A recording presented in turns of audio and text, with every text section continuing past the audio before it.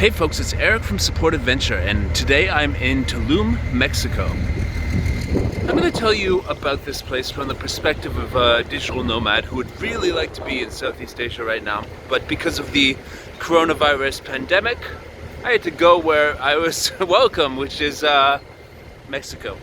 So, Tulum is a small town on the Caribbean coast, and it has a reputation for being a bit bohemian or hippie or whatever you want to call it. And I would say that in some ways that very much is my vibe. I do like yoga, I do like health food, I do like, that sort of lifestyle. And previously I very much enjoyed going to Bali and Koh Phangan in Thailand. Bali in Indonesia and Koh Phangan in Thailand as destinations. So I'll be comparing this place a lot to those places, and definitely this does leave a lot to be desired when you compare them to those places. And this place has an overt sort of commercialization that you can kind of escape from in those places, I find, which is pretty much ever present here. So this is the main square, basically. This is the main road, and there's not really that much else. I'm in the town right now. There's no lovely pedestrian zone like there would be in other places. The whole landscape. This is actually the main highway that runs through the region, which is the main street in the town. And there's lots of traffic, and it just has the feeling of like some American city with the all modern architecture. Apparently this place has grown quite quickly. But what I can say is it's a very welcoming and chilled out atmosphere. Now the biggest fault of this whole place as a thing is that the actual beach is about 2 or 3 kilometers away from here. And you'll see lots of people with bikes. I haven't seen anybody with a bike that has more than one gear, so they're all fixed gear bikes. And that's pretty much how people get around here. And of course there's lots of cars and stuff like that. So yeah, now a lot of people have heard that this place has bad internet. I've got a separate video on this where I'll explain the internet situation here and in Playa del Carmen in a sort of a tech focused way, whereas I actually am an IT support technician and I can actually run tests on the connections that I get and tell you exactly what's going on. That's another video which you can find down below in the description. And yeah, let's focus on the lifestyle aspect. So this is the town. The beach is 3 kilometers away, and that area where the beach is all resorts. It's filled with resort after resort after resort, and I think the cheapest you could possibly stay there for is like 100 or 150 US dollars, which prices it out of the price range of most digital nomads, I would think, to stay there long term. Plus the internet is horrible. So yeah, I was there yesterday. I mean, even at the resort where an event I was going to was at, the internet wasn't over 10 megabits. So I mean, there's lots of challenges over there on the internet, but in the town it's really fine. The place where I'm staying has the new fiber, and like literally like more than 30 megabits up and down all the time, all around the place, so that's good. And yeah, I don't know what I expected from Tulum. I mean, I definitely am meeting interesting expat characters here, and there's no doubt in my mind that if I did stay here for a longer time, I would have a very interesting social life, because the event I went to yesterday had all these sorts of like people who are interested in health and wellness, as well as entrepreneurship and all that stuff that I'm into, and it was really neat. That was on the beach, and there's also a really nice resort slash healing center slash place that's on the edge of the town here called Holistica, which has very good healthy food and yoga and events and all sorts of spiritual oriented sort of retreat type stuff. All of these places are also hotels, and I feel like they're making most of their money as hotels.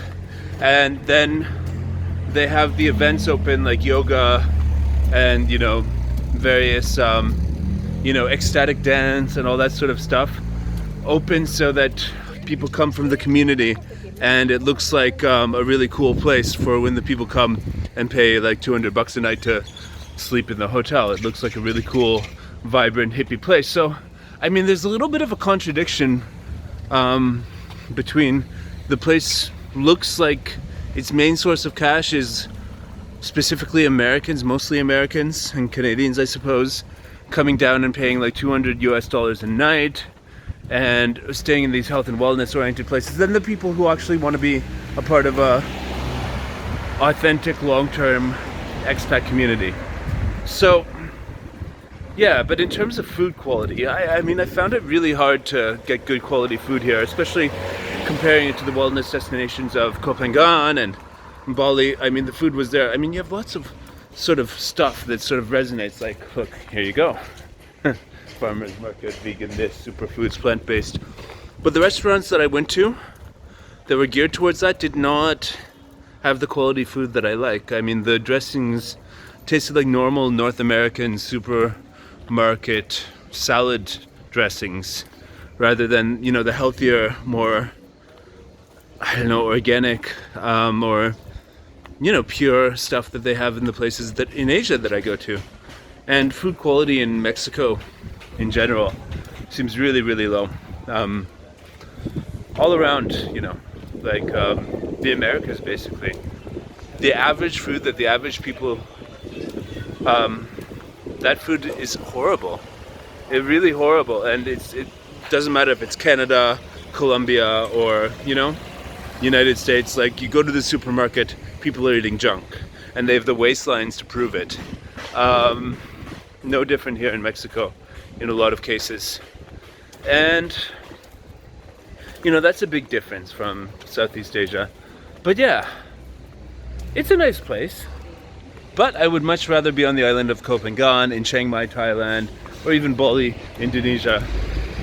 Because this place has like that cha-ching, everything's so expensive if you want to have a good time sort of feeling. And I feel like if there were authentic hippies around here 5 years ago, they've since moved on to different places.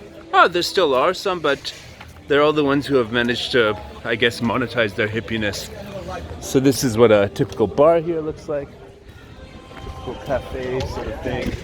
Yeah, lots of all this sort of hippie type stuff, right? But I don't know. Asia was always like a dream world. Entering in there, the culture is so different. You know, the religion, Buddhism, there's stuff to learn there, I think. And if you're coming from a Western environment and all of that, here I don't feel that so much. There might be. I mean, when I went to Peru in the Amazon, in Iquitos, that really felt like as, you know, spiritual and out there as Thailand did. And this was in 2009, so maybe that place has changed now too. And yeah, I guess maybe there's other places that might embody what this place is supposed to represent for eco sort of alternative type travelers in the world right now. But this place is definitely worth a visit. And I've really enjoyed my time here, despite the things that I'm complaining about. I'm just kind of like, you know, comparing it to other things. And if it was my first time here and I wasn't comparing it with other things, I probably, if I hadn't been to those other places, I'd probably like it a whole lot more. But in general, I do like it. I think this is the main sort of like bar street. Actually, let's just finish the video by walking down here.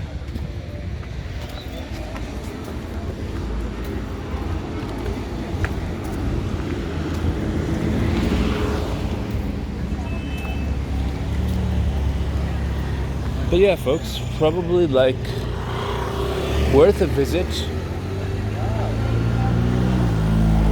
But I don't know, maybe I'll miss it when I leave. But definitely it is possible to work remotely from here, to have good infrastructure if you're in the town. If you're on the beach, you can all but forget about it. And it's probably possible to live on a decent budget here in the town. But if you're on the beach, forget about it. So if you want a place where you're on the beach and you can live on a budget and be in a town like this, which is happening and full of people and vibrant and stuff, Tulum's not the place for you because the beach is far away from here and it's all just resorts. So guys, this is me signing out, back on the main street. Thanks for watching. I'll catch you later. Bye now.